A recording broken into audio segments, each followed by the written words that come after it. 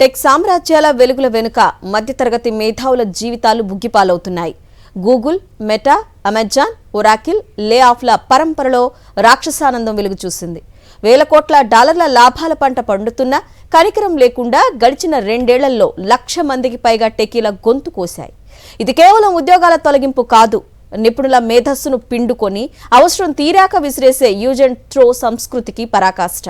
లాభాల నిచ్చెన ఎక్కిన కార్పొరేట్ శక్తులు ఆ నిచ్చెన మెట్లుగా మారిన సామాన్యుణ్ణి ఎలా తొక్కేస్తున్నాయనే దానిపై సాక్షి టీవీ ప్రత్యేక కథనం. టెక్ దిగ్గజం ఒరాకిల్ తాజా గణాంకాలు చూస్తే మైండ్ బ్లాక్ అవుతుంది. దాదాపు $14.3 బిలియన్ రెవెన్యూతో సంస్థ లాభాల బాటలో ఉంది. కానీ ఆ లాభాల వెనుక 30,000 మంది ఉద్యోగుల కన్నీరు దాగి ఉంది. కేవలం వ్యయ నియంత్రణ పేరుతో భారత్ లాంటి దేశాల్లో వేల కుటుంబాలను రోడ్డున పడేయడం ఏ రకమైన బిజినెస్ మోడల్? రాత్రింబవళ్లు కష్టపడి కోడింగ్ రాసి కంపెనీకి సాఫ్ట్వేర్ ఆస్తులు సృష్టించిన నిపుణులను ఒక్క మెయిల్ ముక్కతో ఇంటికి పంపడం దారుణం.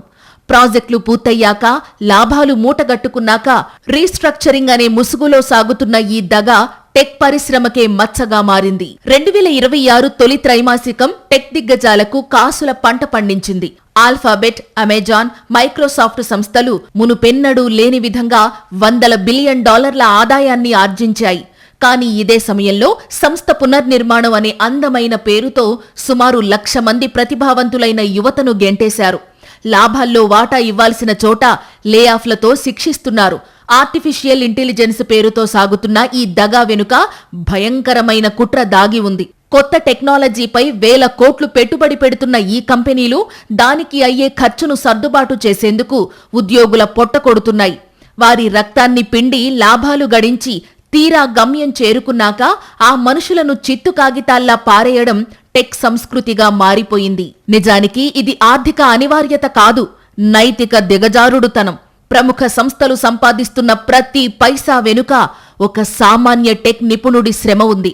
2 ఏళ్లలో 1,00,000 మందిని తొలగించడమంటే అన్ని కుటుంబాల ఆశలను సమాధి చేయడమే. లక్షల కోట్ల డాలర్ల మిగులు నిధులు ఉన్న ఉద్యోగుల జీతాల దగ్గరకు వచ్చేసరికి పొదుపు మంత్రం పఠించడం విడ్డూరం.